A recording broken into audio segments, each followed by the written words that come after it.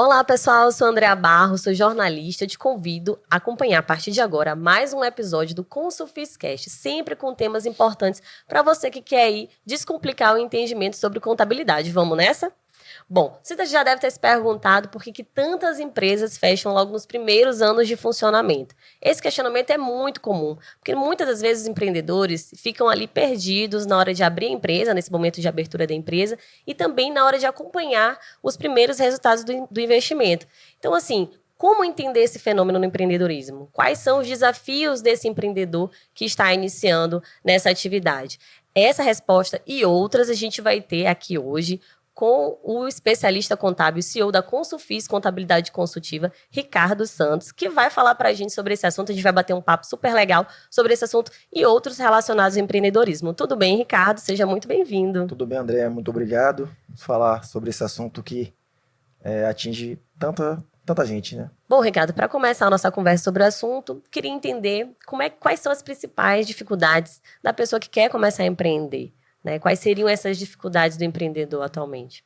Bom, André, é importante mencionar que tem alguns perfis, né, de pessoas que empreendem. Tem pessoas que empreendem por necessidade e tem outras que empreendem ali com um planejamento. Tanto uma pessoa como outras encaram a mesma dificuldade, que é a questão da mentalidade do empresário.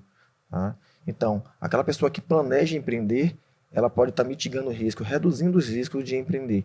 Diferente das pessoas que vão empreender por necessidade, que não calculam o risco e eles estão sujeitos a uma falência. Mas, de modo geral, esses dois perfis de empresários, eles precisam ter uma mentalidade empreendedora. Esse é o primeiro grande desafio. Certo. E às vezes acontece do empreendedor já buscar resultados a curto prazo, né? Então ele já gera uma expectativa muito grande, o que acaba aumentando essa frustração, né? De ter esses resultados assim, de uma forma rápida. Como é que você avalia esse perfil de empreendedor que acaba indo nessa perspectiva e acaba não buscando as ferramentas corretas e gerando essa frustração e acaba realmente não desenvolvendo e fechando sua empresa logo no início? Você acabou de dar um cenário de um perfil de empreendedor, né? Quando ele requer um resultado rápido, isso me dá indícios que ele não tem um capital de giro, um lastro financeiro. Então, houve talvez uma falha no planejamento, e isso é mais comum do que a gente imagina. A maioria das empresas, elas abrem dessa forma, sem um planejamento. Porque, como eu mencionei, a questão da necessidade. A pessoa foi demitida de um emprego, ela jamais pensou em empreender, passou 15, 20 anos no emprego, foi demitida. O que ela faz? Pega a sua rescisão e vai empreender, vai abrir uma empresa. O que, vai ocorrer? Ela precisa que aquele negócio ele dê um resultado muito rápido para que mantenha a sua família alimentada. Esse que é o grande risco. Quanto mais for necessário o retorno desse investimento, mais assertivo a pessoa tem que ter. Porque qual é o correto? Eu faço um plano de negócio, eu verifico qual é o recurso que eu preciso ter, até que aquela atividade ela me dê lucro, me dê um retorno. Então, essa necessidade por imediatismo de resultado, ela vem da falta de planejamento. Certo. Existe, assim, uma maneira mais correta para abrir uma empresa? Qual seria essa maneira? Como que os empreendedores eles podem buscar, né, essa ferramenta, essa forma, essa metodologia de abrir uma empresa da forma mais correta? Pronto. Quando a gente fala assim, abrir empresa, vamos separar em dois momentos. Primeiro, a fase do planejamento e a fase da formalização, né, que é a parte burocrática, a junta comercial e tal. Na parte do negócio, a gente está falando de um planejamento. Então, o ideal é que o empreendedor ele faça uma análise de mercado, ele faça uma análise de pontos fortes, pontos fracos, análise de concorrência, tá? Qual é o mercado que ele está enfrentando. Porque o que acontece as pessoas não identificam isso. As pessoas geralmente elas entram no mercado, se lançam ao mercado sem fazer essa análise. Ela pode encontrar uma concorrência muito acirrada, ela pode encontrar legislações muito rígidas que dificultam a entrada, como casos que eu já vi de empresas que não começaram nem a funcionar e já faliram porque não tiveram as licenças que precisavam. Então, assim, não foi previsto que poderia acontecer isso. Então tem esse ponto. Primeiro ponto, eu tenho recurso suficiente para constituir, ou qual será a fonte de recurso? Vai ser um financiamento, vai ser um capital de terceiro, vai ser um sócio que vai aportar, conhece esse recurso. Segundo passo, que tipo de concorrência que eu tenho? A minha concorrência, ela é preparada? Qual é o mais forte do mercado? Qual é a lacuna que esse mais forte deixa no mercado para que eu entre? Qual vai ser meu diferencial de mercado, meu diferencial competitivo? Às vezes você tem um mercado que já é aparentemente saturado, só que você consegue uma entrada no mercado por outra forma. Então vamos imaginar, naquele mercado tem aquela empresa que domina, então não tem espaço para aquela outra empresa. Aí entra um pequeno player que, com uma mudança na forma de atendimento, simplesmente consegue uma fatia de mercado também. Então tudo isso tem que ser visto. Isso é feito através de um plano de negócio, né? Ou, se você quiser simplificar, através do Business Model Canva, que é também uma forma de planejamento mais enxuto, mais rápido, não requer muito tempo, não é muito engessado. Diferente do plano de negócio, que você passa, em algumas vezes, até meses planejando. O Business Model Canva é simplesmente uma folha com alguns campos específicos para o negócio. A partir dali você já tem uma ideia geral, com campos específicos que vai direcionar o seu negócio para um planejamento. Pronto. A partir disso tem a parte da formalização, que é a parte burocrática, né? Mas a gente entra nesse detalhe mais à frente aí. Certo. Nesse primeiro momento aí de planejamento, de busca de informações, quem ou qual profissional, ou existe algo que essa pessoa possa buscar, não sei, de repente, ferramentas, né, que estejam disponíveis na internet ou curso? Como que essa pessoa ela pode ter a melhor orientação para fazer essa primeira etapa? O que você daria de sugestão para essa pessoa? Bem, a pessoa acabou de sair do emprego, realmente ela está perdida, né? Então, recebeu a rescisão, como você comentou, e aí quer investir. Qual o primeiro passo ela deve dar, assim, logo de pronto, assim, nessa primeira etapa? O que seria comum? Eu estou falando aqui no cenário, gente, ideal, tá? O cenário ideal é procurar um economista, um administrador, um contador e um advogado. Essas quatro pessoas iriam fazer junto ali um plano de negócio, estruturar contratos, verificar questões tributárias, questões legais, trabalhistas, e o administrador iria juntar tudo isso no plano de negócio, né? Agora vamos... E aí são custos que já devem estar nesse investimento, investimento. nesse valor que ela tem para investir no negócio, não é isso? Exatamente. O ideal seria isso. Agora você pega tudo que eu disse, agora você descarta um pouquinho. Não é bem assim que começa. No dia a dia. Não adianta a gente ficar falando só do mundo de Alice, né? Do País das Maravilhas. Sim. Na vida real é o seguinte: o empreendedor, ele vai ter mais perto quem? Vai ter mais perto o contador. O contador profissional, que é mais acessível para o empresário nesse momento. Porque é caro pagar tantos profissionais e o contador ele vai reunir um pouco de conhecimento de todas essas áreas nele. Então, um contador já ajuda muita coisa. E não somente o contador. Aí vem a parte que eu mencionei da mentalidade empresária. Então, o empresário, ele com sua mentalidade, ele vai buscar informações. Tanto pode ser em algumas entidades, né, como o Sebrae, por exemplo, que faz um trabalho de educação empreendedora, como alguns treinamentos pagos, ou até informações, inclusive gratuitas no YouTube, tá? Só toma cuidado porque você vai pesquisar para não... como na internet tudo aceita, na internet aceita tudo, então cuidado com as escolhas que você faz. Mas um profissional que pode te conduzir melhor, né, de forma completa, é o contador. Certo. E esses empreendedores que você já acompanha, já abriram, já fizeram esse trabalho inicial, já abriram a empresa e estão aí dando esses, né, primeiros passos já com a empresa em funcionamento. O que você observa como desafios deles, né?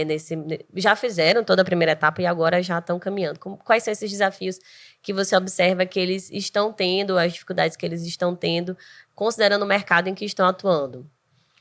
O grande desafio desses novos empreendedores é conseguir manter as contas pagas até que você tenha os primeiros clientes, né? Por incrível que pareça, não é comum que uma empresa seja constituída sem ter clientes, tá? Abre, lança-se ao mercado e após disso vai procurar cliente. O melhor seria que começasse já com uma demanda, né? Eu começo com a empresa, mas eu já tenho pelo menos alguns clientes, mas não é o caso. Então essas empresas já começam com um custo fixo, pode ser um custo de aluguel de imóvel, ou custo ali com administrativo, já começa com a taxa de funcionamento da prefeitura, já começa com o pagamento do contador, e elas ainda não têm uma receita para garantir que esses custos sejam arcados. Então, o grande desafio é esse: aqueles primeiros clientes, aumentar o faturamento, né, trazer mais vendas, porque quando ele começa a gerar mais vendas, ele começa a resolver muito problema. A venda tem esse poder de curar muita coisa. Uhum. Há quem diga que vendas cura tudo. Se a empresa está vendendo, ela tem possibilidade de resolver todos os problemas. Sim. Né? Por quê? Porque com a venda, por mais que você esteja errando no processo, com a venda você consegue corrigir o seu processo de venda, começa a vender com margem, começa a contratar pessoas boas, começa a gerar processo e você vai crescendo. Mas o grande desafio da maioria dos empresários são ter esses primeiros clientes para aumentar suas vendas. E a gente escuta muito, né, as pessoas falarem, quando a gente entra nesse universo do empreendedorismo, as pessoas falarem que você tem que ter ali, em média, 2 anos, 2 a 3 anos, para realmente ver o resultado desse seu investimento. Você realmente começa a lucrar. Isso é verdade? Isso realmente é algo padrão para quem está começando a empreender? Ou é de acordo com cada empresa? Como é que funciona de fato isso na prática, para quem está começando? Depende muito de que tipo de negócio você está. Então, assim, não tem esse tempo padrão. Olha, só a partir de 2 anos que você vai ter um retorno. Depende muito do negócio. Há negócio que você começa hoje, amanhã você vai ter um retorno financeiro.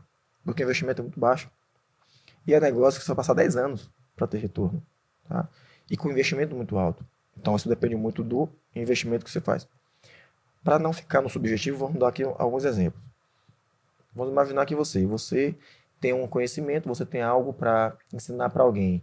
E aí você quer ganhar dinheiro com esse conhecimento. O que é que você faz? Você pode ensinar o que você sabe. Então você pode gravar um conteúdo, gravar um curso, gravar alguma coisa que é uma dor do seu nicho. Tá? E você vai ensinar essas pessoas a fazer, inclusive, o que você faz. Você precisa de quê? De um celular. Então, eu já suponho que você tem um celular. Né? Você vai precisar de uma internet. Todo lugar tem internet. Né? Até no shopping tem internet. Então, você já tem basicamente aí o que você precisa. Agora, precisa mais de quê? De uma plataforma para vender cursos digitais, que são infoprodutos. Você tem plataformas que são gratuitas. Eduz, Hotmart, Monetize, que você não paga um centavo para colocar o seu conteúdo lá. Você só vai pagar uma taxa se você vender. Né? E aí você vai precisar de um design para fazer a divulgação ali, a arte. Você usa o Canva. Você vai de graça no Canva, se cadastra, usa o canva.com. Eu preciso criar uma página para vender meu treinamento. A própria Hotmart dá páginas para você fazer. Aí eu preciso de uma ferramenta para disparar e-mails. As ferramentas também têm aquele plano gratuito que vai assim, te auxiliar. te auxiliar. Eu preciso fazer um cadastro aqui, um formulário, tem um Google Forms. Então, assim, você pode começar hoje com 0 investimento. Né? Sim. Então, assim, e qualquer coisa que você vender hoje para amanhã já é um retorno muito grande. Você vai conseguir ter. Agora vão ter negócios, por exemplo, que são mais difíceis. Vamos imaginar o seguinte: eu preciso abrir um restaurante. Bom, restaurante, precisa ter ponto físico, preciso de licenças, preciso de funcionário, preciso de tecnologia, preciso ter estoque. Eu tenho estoque seco, eu tenho estoque resfriado. Eu tenho que fazer gestão de compras. Tem investimento no material também. Material, equipamentos. Muito investimento. Então você vai investir ali uma grana. Você consegue conseguir um retorno imediatamente? Não. Você vai começar a retornar o seu capital investido com certo tempo. Que não necessariamente pode ser 2 anos, pode ser menos, pode ser mais. Sim. Tá? Então essa resposta padrão de tempo, isso não é... Eu não posso adotar como padrão para todo mundo. Tá, André? Depende muito do negócio. Isso é muito importante, Ricardo, porque, de fato, muitas pessoas acabam se desmotivando a continuar seu negócio ou até mesmo a iniciar no empreendedorismo por conta desse consenso que existe, né? Eu acho que você já deve ter escutado falar sobre essa questão do prazo. Você tem que ter pelo menos 2 anos para segurar que você não vai ter esse retorno logo, né? Então, é importante esclarecer, né, essa informação, porque, de fato, acaba influenciando muito na decisão de quem quer empreender ou de quem está começando a empreender. E, assim, no universo da contabilidade, a gente falando aqui sobre contabilidade, quais seriam os principais direcionamentos que você daria para essa pessoa que está começando a empreender dentro dessa área, né, contábil? Quais seriam algumas dicas, assim, digamos, para quem está começando a empreender? Tá, a primeira coisa é formalização. Formalizar o seu negócio para você evitar penalidades. Talvez você ali na informalidade você tenha alguma vantagem momentânea, só que isso no longo prazo vai te trazer mais desvantagem do que vantagem. A primeira coisa é, as empresas não vão olhar você como uma empresa, então não vai comprar de você. Para você ter ideia, André, do que acontece, tem empresas que não compram de pessoa física porque ela não gera um benefício para ela tributário. Então, quando uma empresa grande compra de outra empresa, ela pode abater dos impostos que ela vai pagar, aquele valor. Então, se ela está contratando ou está comprando de uma pessoa física, ela não tem esse benefício. Então, ela vai, não, pessoa física eu não quero. Só quero pessoa jurídica. Então, você tem que estar formalizado. Primeiro ponto é isso. Tá? Segundo ponto, você tem que ter lastro financeiro. Mesmo que seja somente para você bancar o necessário, mas precisa ter lastro financeiro imediatamente. Cuidar das suas finanças como o coração da sua empresa. Lembre-se que a falta de recurso ou a dificuldade financeira é um dos maiores problemas que levam a empresa à falência. Então, cuide do financeiro da sua empresa com muito carinho. Como é cuidar do financeiro com muito carinho? Separar a conta da pessoa física da pessoa jurídica. Todo mundo fala isso, mas ainda assim as coisas continuam acontecendo. É ideal, tá? Aí alguns dizem, mas Ricardo, foi tão difícil, eu montei minha empresa, eu botei tanto dinheiro da pessoa física lá, agora eu não consigo mais separar. Primeiro ponto, separar ali separar as contas, né? Quando você quiser pagar na pessoa física, transfere da conta da pessoa jurídica para a pessoa física. Para pelo menos na pessoa jurídica saber o que é da pessoa jurídica e o que é da pessoa física. E não aquela coisa misturada, como eu já vi. A gente já viu lá a empresa que fez compra, né, na farmácia de absorvente e tal. Não que não fosse, não pudesse ser uma compra, poderia ser de um funcionário, mas beleza. Mas se é da pessoa física, o pagamento da escola dos filhos, por exemplo. O pagamento da compra da casa, da residência do sócio. Então você abre uma conta, hoje em dia, para abrir uma conta bancária é muito fácil. Não tem mais desculpa você ir no banco. Não, Os bancos digitais também, Os né? bancos digitais, minutos, André. Isso é questão de minutos. Você pode abrir uma conta e fazer transferência gratuita para sua conta. Então não tem custo. Pix, muitas contas não tem nem a mensalidade. Então você não tem desculpa para se organizar. A partir dali separar para ver o resultado da sua empresa. Eu já vi história, André, de sócios dizer, Ricardo, eu estou com esse negócio há mais de 10 anos e eu nunca tirei um lucro aqui da empresa. Nunca vi lucro. Aí eu olho para frente ali e aquele carro ali, aquele Audi que está ali, é de quem? Ah, e como é que paga? Ah, foi a empresa que pagou então, não é lucro. O lucro em forma de carro. Mas é lucro. Então, assim, por que ele não tem essa noção? Porque ele mistura todas as contas. E, além disso, dessa parte financeira toda, claro que não se resume a isso. Mas um bom empreendedor que ele consegue dominar as finanças, ele já está em vantagem da maioria. Sim. Lembrando a você que hoje a gente está recebendo aqui o especialista contábil e CEO da Consufis Contabilidade Consultiva, Ricardo Santos. Está batendo um papo super interessante sobre os desafios do empreendedorismo. Então, continue aí atento que a gente vai falar um pouco mais sobre o assunto. Bom, Ricardo, muita gente se pergunta também se é necessário ter um capital inicial para abrir a própria empresa, né? Realmente é necessário? Como que a pessoa pode definir esse capital para poder abrir a empresa? Como que ela consegue fazer esse cálculo aí de quanto ela precisa investir? Interessante essa pergunta. Ó. O capital inicial, ele é necessário. Tá? Agora, algumas vezes o capital ele vem também com equipamentos. Vamos imaginar que você começa um negócio que você precisa de um computador para começar o negócio. Você já tem um computador. Então, querendo ou não, o valor do seu computador já é uma parte do capital que você precisaria. O ideal é que você, no seu planejamento, você identifique quanto você precisa para a empresa começar e funcionar até que ela tenha os primeiros resultados, os primeiros clientes, o primeiro lucro. Então, levante esse montante. Tá? Em alguns negócios maiores do que outro. Como já mencionado, restaurante requer um investimento maior. Se for um treinamento, é basicamente intelectual. Então é menos investimento. O ideal é que você veja, eu preciso de 3 meses para começar a se pagar no negócio. É o que chama de break-even, né? Do break-even, que é o ponto de equilíbrio. Eu preciso de tantos meses para atingir o ponto de equilíbrio. Então você tem que saber quanto você precisa atingir de receita até que você tenha um ponto de equilíbrio para que esse capital inicial suporte até esse momento. Certo. E também existe um acúmulo de funções, né, para quem está começando a empreender. Além de toda essa preocupação inicial do planejamento, a questão do capital inicial, como que ela vai calcular, existe esse acúmulo de funções quando a empresa já está ali, né, já em funcionamento. E às vezes acaba atrapalhando muito, né, a gestão, o acompanhamento dos resultados. O empreendedor acaba assumindo muitas funções ali diferentes, principalmente que não tem a ver com a sua formação ou com a sua vivência, né, de sua experiência no mercado, enfim.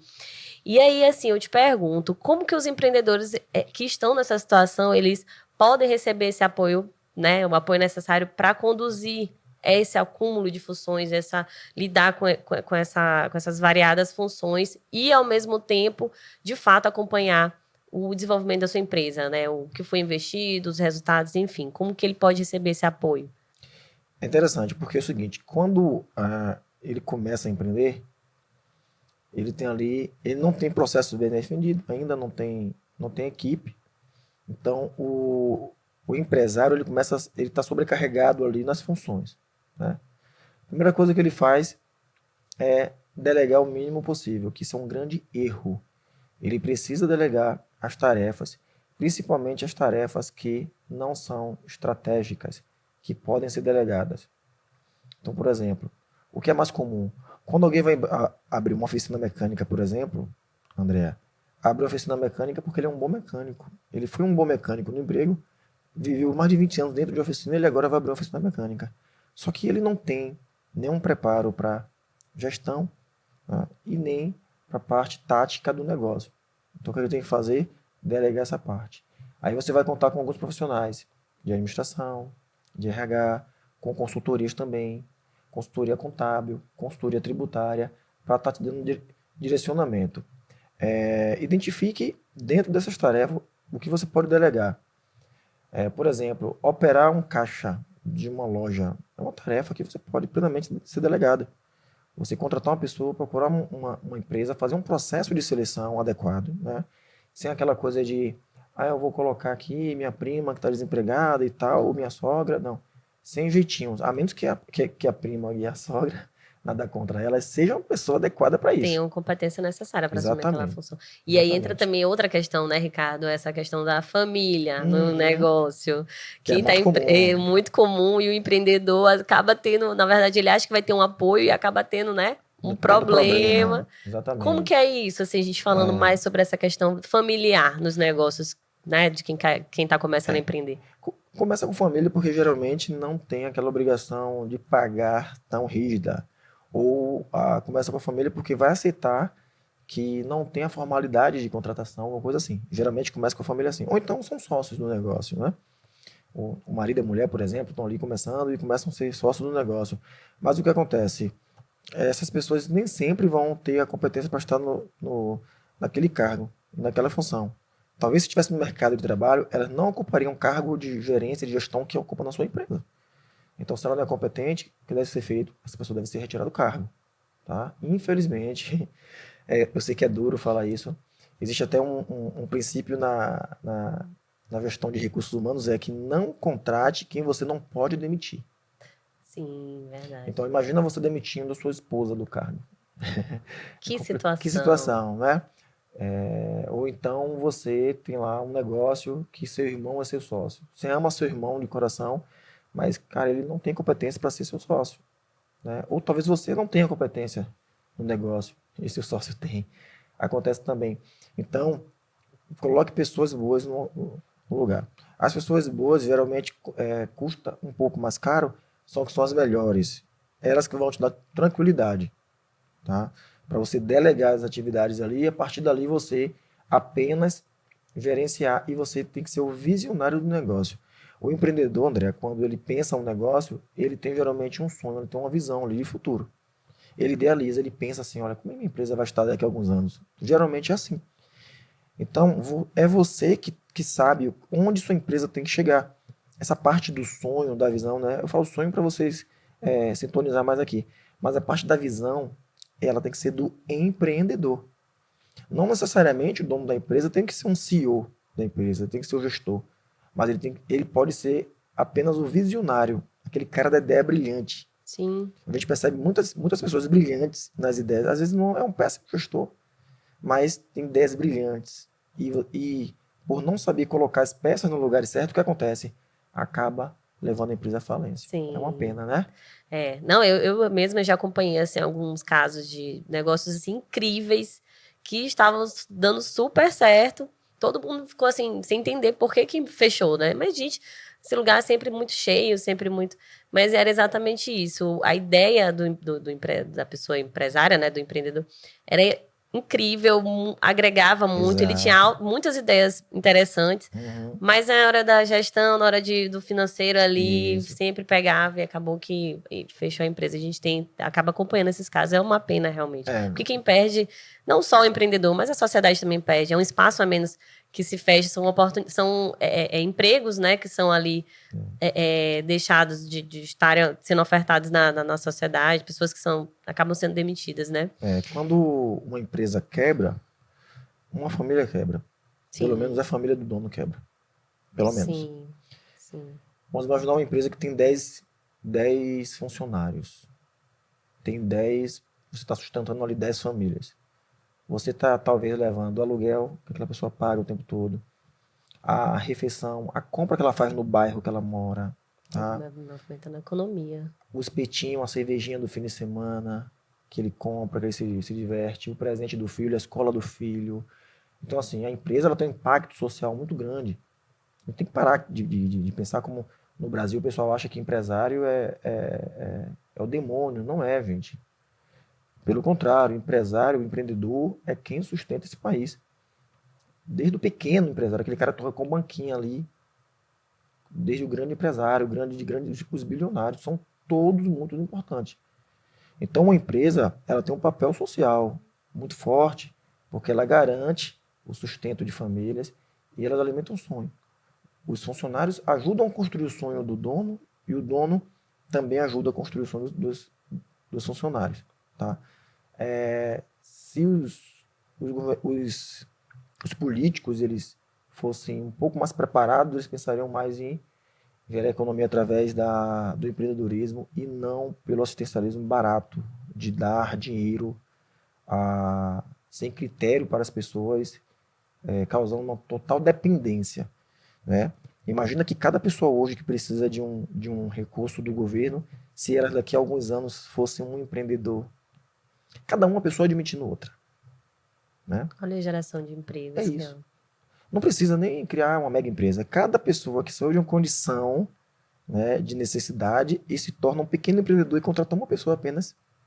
Olha que bacana. Nosso país estaria resolvido. Nosso problema de emprego, de renda estaria resolvido. Né? Então é isso. E aí a gente entra nessa questão, né? Que não existe esse incentivo no Brasil, infelizmente, ao empreendedorismo. Talvez agora, nos últimos tempos, ou a partir de agora, as pessoas comecem a ver mais dessa forma, mas assim, a gente percebe que existe uma falta de conhecimento muito grande das pessoas, esse incentivo, assim, de uma forma geral mesmo da sociedade no empreendedorismo. Não tem. Não tem. André, de verdade, essa onda de empreendedorismo que tem tomado de uns anos para cá, ela não é fruto de nenhum governo. Sim. Esse empreendedorismo o responsável por isso são os próprios empreendedores, que têm visto que tem dado certo e têm convidado mais pessoas para esse mesmo movimento. Sim. Então, hoje você vê, com a internet, com o YouTube, você vê várias pessoas influentes falando da possibilidade de empreender, daquela possibilidade além do emprego. Porque as pessoas, de modo geral, elas foram bitoladas para ser, não que o emprego seja uma coisa ruim, mas elas foram bitoladas para ser medíocres, né? Mediana, ao pensamento médio ali o tempo todo. Então essa onda de empreendedorismo veio através dos próprios empreendedores. Né? Pessoas como Flávio Augusto, né? Fundador da WhatsApp, Geraldo Rufino, que é grande empreendedor, Eloy Dávila, Thiago Nigro, que também fala muito sobre finanças. São pessoas como essa que têm feito a diferença no empreendedorismo. Sim, que Tá? aí é o incentivo, Que é né? incentivo, Que né? incentiva as Entre pessoas. tantos outros, tá, gente? Pergunta, desculpa se eu esqueci vários aqui. Mas são essas pessoas que fazem E a diferença. internet veio para levar essa informação para as pessoas, né? Acredito que também a pandemia talvez tenha contribuído também com esse cenário de fortalecimento do empreendedor, porque as pessoas ficaram mais conectadas, né? Sim, Também voltadas para o digital. No digital a gente encontra muita informação bacana que você encontra conhecimento também ali. aham. Muita gente pôde compartilhar a vivência como empreendedor, ali compartilhando resultados, e muita gente sentiu ali motivadas a começar. Ah, legal, vou abrir meu negócio, não sei como é que vai ser, mas vamos lá. Tudo é uma quebra de paradigma, né? Quebra de cenário, né? De padrão, tá? Então, vamos lá. Tava todo mundo tranquilo, de boa, trabalhando no seu emprego e tal. A pandemia veio, pá, mudou o cenário. Cenário novo agora. E agora o que eu faço? Então, saiu do padrão. Então você não pode continuar fazendo o que você está fazendo. Você tem um estalo ali. Isso. Então, opa, peraí. Agora eu não posso mais deixar de vender no digital. Como assim? Eu dizia que minha loja não entregava em casa, não tinha delivery. Sim. Meu restaurante não entregava. Como assim? Eu não tinha uma loja ali eu não divulgava na internet. Agora, então você agora tem uma necessidade. Ó, se você continuar dessa forma, você não vai. Então começa a mudança. Mudou. Tem que ter um ponto de ruptura, né? Para que as mudanças ela ocorram. Então ocorreu isso. Quantas pessoas disseram que não compravam pela internet? Quantas pessoas não tinham nenhuma conta bancária até nisso? Sim. Quantas pessoas não tinham nenhuma conta bancária que começaram a ter uma conta digital, né? E o governo também, como é que distribui tanta renda em curto espaço de tempo? Como é que o governo ia mandar todo mundo para a porta do banco?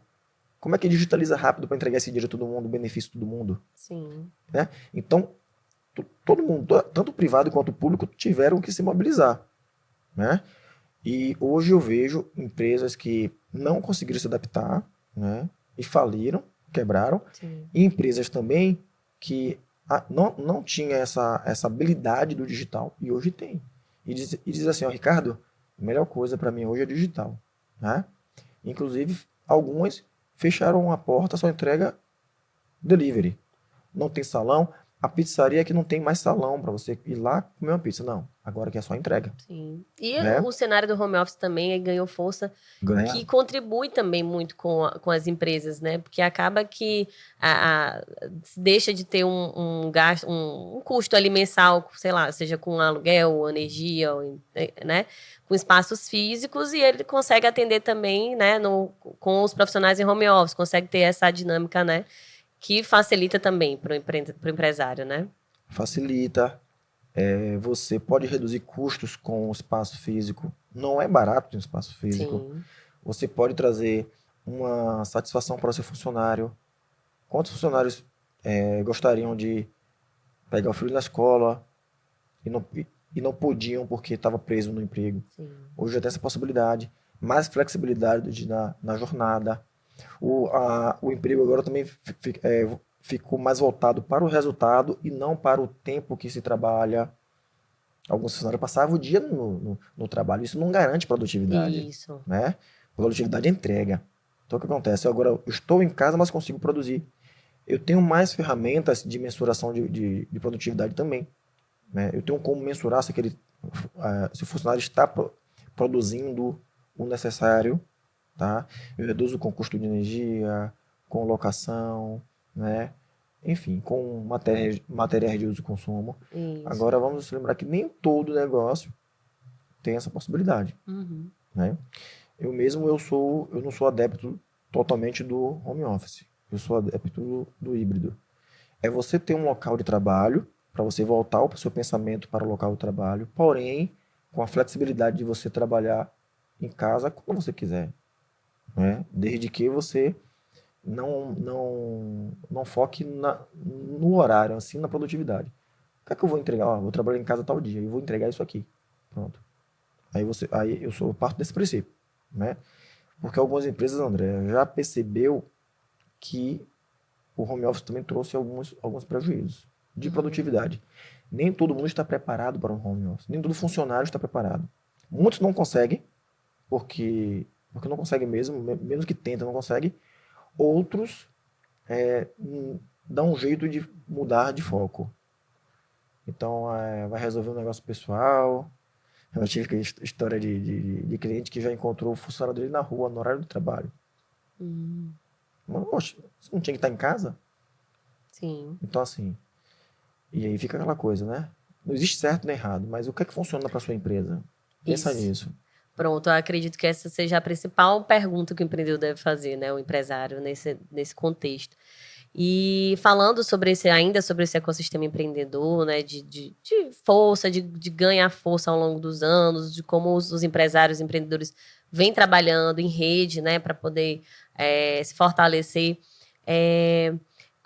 De que forma que isso, Ricardo, pode ser ainda mais otimizado, melhorado, né? Assim, como que você avalia dentro desse contexto, desse cenário, o que pode ser melhorado, como que os empresários podem ainda mais incentivar, né, o empreendedorismo e a que as pessoas comecem a empreender, né? Quando o empresário ele está na sua empresa, ele pode ajudar as pessoas que estão dentro da empresa dele a empreender. Não que seja aquela história de sair da sua empresa para empreender, mas empreender na sua empresa. Então você pode incentivar que outras pessoas tenham uma mentalidade empreendedora, né? E pratique o que nós chamamos de intraempreendedorismo. Tá? Eu brinco com a seguinte frase: é você empreender com o CNPJ dos outros. É o menor risco que você tem, André. Porque você entrega ao máximo, você trata aquilo como seu, só que o risco é do seu patrão, né? Mas você vai começar a ser empreendedor a partir dali, né? Então, a partir dali já há a possibilidade de você ser um sócio de verdade, né?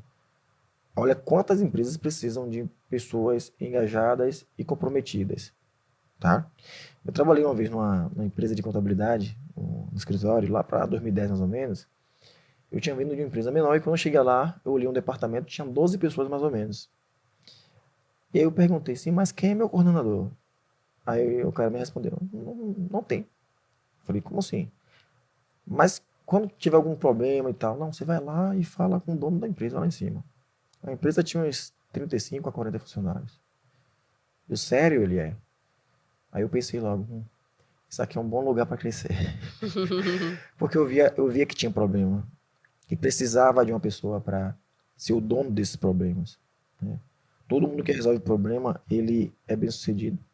O resolvedor de problema, ele é bem sucedido. Porque o problema é uma dor que alguém precisa resolver. Para você resolver sua dor, você precisa pagar. No momento de dor, todo mundo sabe a necessidade de resolução urgente e está disposto a pagar por isso. Então, se você foca nisso, você vai ter bons clientes, porque você vai sanar uma necessidade imediata de alguém. Empreender basicamente isso. É você estar disposto para sanar a necessidade de alguém imediatamente. Eu tenho necessidade, o outro tem uma solução, aí a gente se encontra. Todo santo dia é assim. Alguém com a necessidade, o outro com a solução, encontra e fazem negócios. E é por isso que é tão importante para a sociedade, né? Exatamente. Porque acaba gerando ali a resolução de uma necessidade de uma outra pessoa que às vezes, né, você nem conhece, mas que está ali. Em todo momento. Tudo que você imaginar é assim. Você precisa chegar no shopping, você quer se deslocar, você chama o Uber, né? E aí, o que a Uber faz? Liga um ponto com outro. Liga quem tem necessidade com quem tem a solução. A solução. Pronto. E é tudo resolvido. Todo empreendedor é isso, né? Sim. Aqui nós estamos aqui no estúdio, fazendo já uma propaganda aqui da Urban Studio. Depois a gente manda a nota. A gente manda a nota para eles, né? Então o que acontece? Tá aqui que precisa gravar conteúdo de valor, precisa gerar valor para nossos clientes, nosso público. Então, a gente precisa de uma estrutura como essa, eles têm, né? Sim, sim. Então, sana uma necessidade nossa. Então, empreender é basicamente isso. O empresário ele precisa que mais pessoas dentro da sua empresa tenham a mentalidade empreendedora, mesmo que sendo funcionário. Certo. E como que a contabilidade, né, pode auxiliar esse empreendedor que está começando, que tem os seus medos, tem as suas dificuldades, como que ela pode auxiliar esse empreendedor logo nos primeiros meses assim, do próprio negócio? Como que pode contribuir também a essa empresa se destacar no mercado, ter os seus diferenciais ali no mercado? Que já falando mais mesmo para a área contábil, né? Como que isso pode ser feito?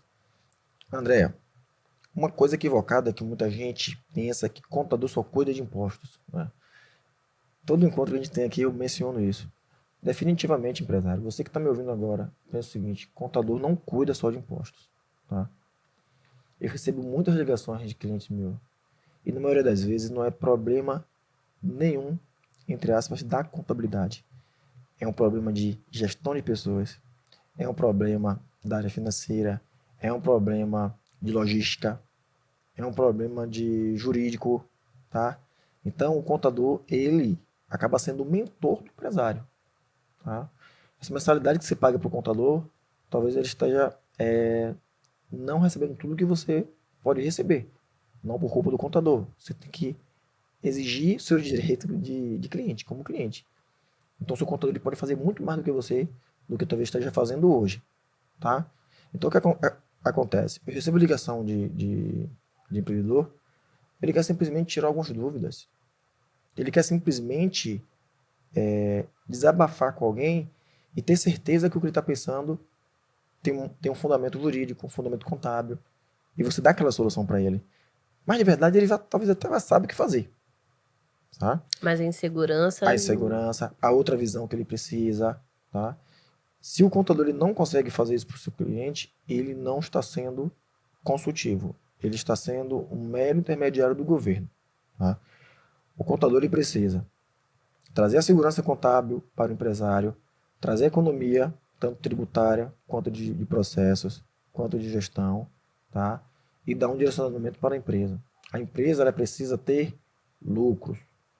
A empresa, se não tiver lucro, está errado, é melhor fechar.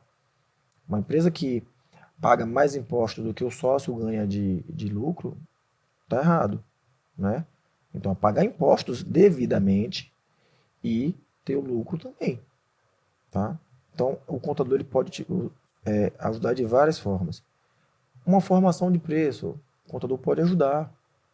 Tudo que você compra tem coisas ali embutidas, como custo tributário.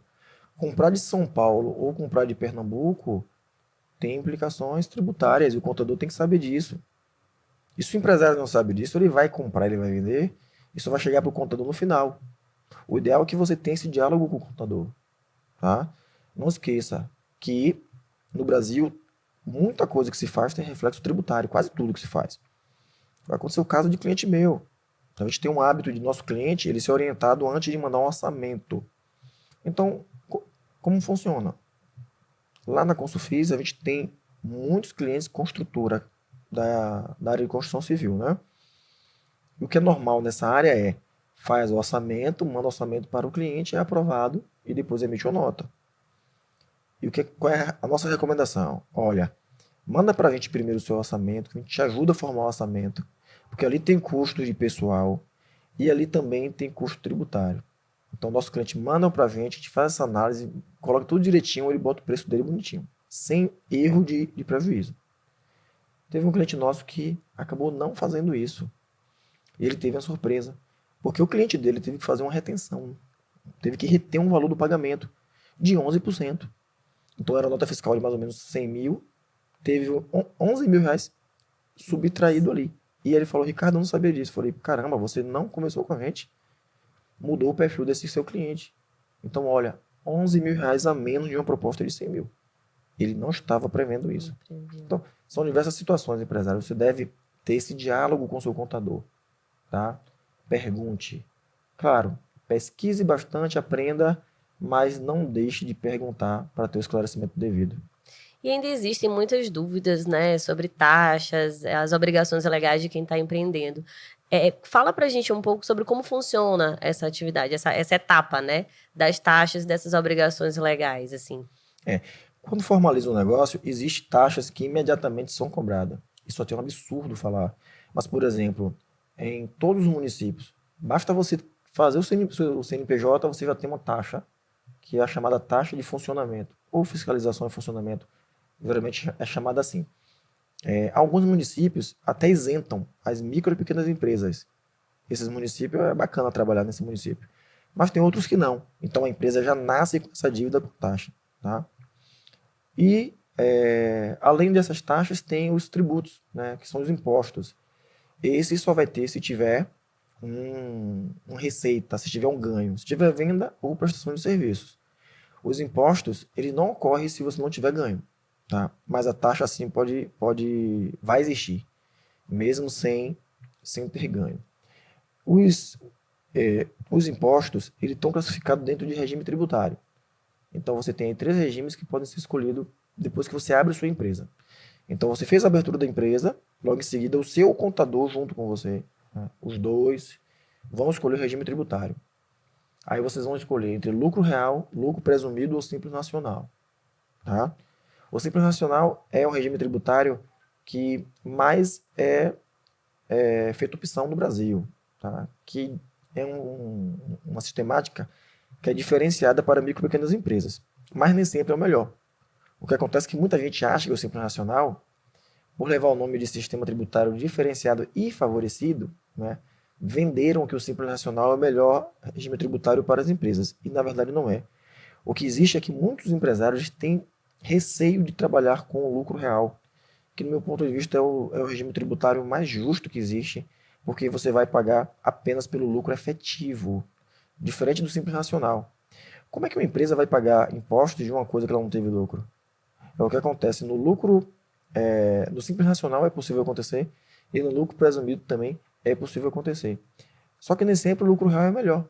Por mais que você pague o efetivo, pode trazer ali situações que você vai pagar muito mais do que em outro regime tributário. Então, o contador ele deve fazer um planejamento tributário. Ele deve simular como essa empresa se comportaria nos 3 regimes e fazer a opção com a economia tributária. Interessante. E aí a pessoa também quer empreender, normalmente o ideal, o que seria microempreendedor, individual, como que vocês orientam também nessa etapa antes da abertura da empresa, né? Cheguei para o Ricardo, quero empreender, entro como microempreendedor individual, como microempresa, como que... O que é o MEI? O MEI é um projeto do governo para minimizar a informalidade. Então você tinha muita gente trabalhando ali sem nenhum tipo de recolhimento, sem nenhum tipo de proteção, sem nenhum tipo de garantia. Isso que o governo fez, criou o MEI justamente para isso. Então o MEI é o primeiro passo para se formalizar. O que acontece depois que você vira MEI? Você tem que crescer. Você não pode ser MEI e ficar pensando que eu só posso contratar um funcionário. Não, não é isso. Você pode contratar mais. Você só vai crescer um pouco mais. Né? O que a gente vê no MEI de algo ruim é que criaram a mentalidade do MEI que ele só tem que faturar aquele 81 mil, Andréa. E que ele tem que ficar apenas com um funcionário. Ninguém disse isso. Criaram isso. Você pode sim e deve crescer. Então o primeiro passo foi se formalizar no MEI. Se o enquadramento se a atividade for possível e estiver dentro do limite de faturamento, começa como MEI, começa pequeno mesmo. Tá? Que é sem burocracia, é mais fácil, você não vai ter ali alguns custos. Inclusive, com o contador, você não vai ter custos imediatos. Tá? Mas vai ter um dado momento que você vai ter que crescer. E isso é se sua atividade se adequar ao MEI também. Se não se adequar, você vai ter que começar com uma pequena empresa, chamada de microempresa. O MEI também é uma microempresa, tá, gente? É uma confusão esse negócio. Que é individual, na verdade. Tem microempresa individual e tem a... Isso. Qual é o conceito de microempresa? É pelo faturamento. Como está lá na Lei Complementar 123 de 2006. A ME, para ser ME, ela tem que ter um faturamento anual de até 360 mil. Então você, olha, seu faturamento de 2022 e veja quanto sua empresa faturou. Se ela faturou até 360 mil, ela é ME. O MEI está dentro desse conceito de ME. Aí você fala assim, Ricardo, mas como é que as pessoas falam que o MEI transforma em ME? Na verdade, não transforma em ME. O MEI é uma outra exceção dentro das MEs. Então, quando ele sai de MEI, ele sai de uma condição mais favorecida ainda do que o simples e vai para um regulamento de uma empresa de porte, de microempresa, né? Então, basicamente, está tudo dentro desse cenário de porte da empresa. Após isso, se torna EPP, empresa de pequeno porte, aquele faturamento de acima de 360 mil até 4 milhões e 800 mil. Aí nesse limite é uma empresa de pequeno porte. Microempresa e empresa de pequeno porte tem um tratamento praticamente igual. Não tem muita vantagem de uma para outra. Alguns municípios dão um benefício ou outro ali por ser EPP ou ME. Ou às vezes dão para as duas. Mas a legislação favorecida, que é a lei complementar das micro e pequenas empresas, ela traz vantagem para os dois tipos. Por exemplo, se uma microempresa, uma EPP, estiver concorrendo à licitação com a grande empresa e as duas estiverem empatadas, o critério de desempate dar vantagem para a microempresa. Nossa, tá aí, uma coisa que eu não sabia. Um grande incentivo. Sim. Além dos outros, tem esse critério de desempate. Então, assim, tem algumas outras vantagens também na lei complementar, como, por exemplo, as microempresas ou empresas de pequeno porte constituírem cooperativas de consumo. Então, vamos falar o seguinte, para comprar essa caneca aqui no meu fornecedor, eu só consigo comprar R$50. Mas se eu juntar com 10 pessoas interessadas para comprar, essa caneca deixa de sair por R$50, sai por R$30. Então, eu posso criar uma sociedade de uma cooperativa de consumo entre a gente para adquirir bens em comum, adquirir serviços, né? Então, tem essas vantagens e algumas outras dentro da Lei Complementar 123. E, assim, já falando com as pessoas que estão assistindo, a gente que querem empreender, quais os passos que elas devem ter, na verdade, no sentido mesmo da burocracia, que eu digo assim, em relação às taxas, ou quem elas devem buscar, Certo. Quais taxas elas devem pagar, o que elas devem ter de informação mesmo dentro da burocracia para abrirem a sua empresa, para que elas possam, né, já, a partir de hoje, já começar a empreender. Tá. Fazendo opção pelo MEI, ou se puder ser enquadrado como MEI, é bem fácil. Entra no portal do governo, preenche os dados e já está pronto. Beleza. Se você for MEI e precisar também de um contador, você precisa saber que um contador ele pode te ajudar, né, gratuitamente, se essa empresa de contabilidade for optante pelo Simples Nacional. Então você vai ter que fazer uma consulta. Se essa empresa for de contabilidade e for optante pelo Simples Nacional, e você precisar se formalizar, você não precisa pagar por esse serviço. Você tem esse serviço gratuitamente. Pode bater na porta da empresa contábil que for optante pelo Simples Nacional e eles são obrigados a te atender, a te formalizar. Tá? Isso é interessante, André. É pouco divulgado também. Sim. Aí, beleza. Agora vamos para a empresa. Como é que você constitui a empresa da parte legal, né? Primeiro ponto, juntar documentos. Documento do sócio, geralmente CPF, RG, um comprovante de residência. Não precisa nem entregar o comprovante, né? Em alguns casos. Mas você precisa ter um endereço. 2 sócios, se você for uma sociedade limitada, tradicional. Se você não tiver sócio, pode abrir uma sociedade limitada unipessoal, que é uma limitada com sócio só. Isso eu estou falando de natureza jurídica. Você pode ser empresário individual também, você pode ser uma sociedade anônima, tudo isso são naturezas jurídicas. O mais comum é que as pessoas abram uma sociedade limitada. E mais ultimamente tem se utilizado a sociedade limitada unipessoal, que é uma limitada com sócio só. Qual é a diferença de uma limitada para uma empresária individual? O patrimônio do sócio não se confunde com a da pessoa jurídica no empresário individual. Por exemplo, André, se você tem um empresário individual e você sofreu um processo na justiça, o seu carro pessoal ele pode ser tomado para quitar essas dívidas. Então, o ideal é que você tenha uma limitada, porque ela vai proteger ali, vai dar uma proteção maior para o seu patrimônio pessoal. Tá? Sim. Já é uma dica também. Então, com base nisso, constitui uma empresa. Você pode abrir sua empresa também sozinho, você não precisa de um contador para abrir sua empresa. O grande problema é que a legislação é tão complexa que tem algumas coisas que é muito mais vantagem você pagar do que você mesmo fazer. Daqui que você busque as informações, que junte as informações, entenda aquele processo para cair de situações, não são armadilhas, gente. Mas a legislação é tão complexa que é melhor você pagar para alguém se livrar do problema e até você ter alguma pessoa para responsabilizar. Sim. Então, você junta esses documentos e o contador ele vai fazer o processo. Como é o processo? Aqui em Salvador você começa pela junta comercial. Então lá você tem um documento chamado viabilidade, pedido de viabilidade. Esse pedido de viabilidade ele é preenchido e mandado para os órgãos. Logo quando a junta recebe, a Receita recebe informação, a Prefeitura recebe informação. Dizendo, a Andréa quebrou a empresa aqui. E aí, vamos deixar? Então todo mundo recebe, cada um vai avisando ali, olha, ok, O nome de André tá ok? O nome da empresa de André tá ok? Tá ok. Não tem nenhuma empresa com nome igual. Esse local que ela quer funcionar, a prefeitura pode? A prefeitura vai dizer pode. Ó, não pode não, André. Então, negou. Aí você vai ter um outro processo. Esse é o passo, né? Se tudo tiver ok, ótimo. A partir dali é você fazer um outro passo na própria junta comercial, que é para ter o registro do seu contrato social, que é o documento para formalizar. Tendo o contrato feito e assinado, paga uma taxa da JUSEB. Em 2023, hoje está R$ 309, né? Você paga e protocola isso digitalmente. Você não precisa ir para a junta comercial, tá? Tranquilamente. Prazo para sair um CNPJ em Salvador, no melhor dos mundos, pode sair até meia hora. No pior dos mundos, se tiver qualquer embaraço aí, entre 10 a 20 dias para abrir a empresa. Tá bem rápido. Bem rápido. Hoje está bem rápido. Algumas licenças já dispensadas, alguns alvarás já dispensados. A Lei da Liberdade Econômica já trouxe algumas vantagens de 2019 para cá. Então já está menos burocrático. A gente vai conseguir abrir uma empresa sem sair da cadeira do escritório, tá? Mas ainda a legislação não ficou menos complexa. Então, por exemplo, se você pode ir lá escolher, se você mesmo fizer e não conhecer, você pode botar um código de atividade que não é aceito no Simples Nacional, que é o regime tributário. Então você vai perder o benefício tributário porque você não soube escolher o seu código de atividade. Então, essas burocracias que é um problema. Sim. Entendeu?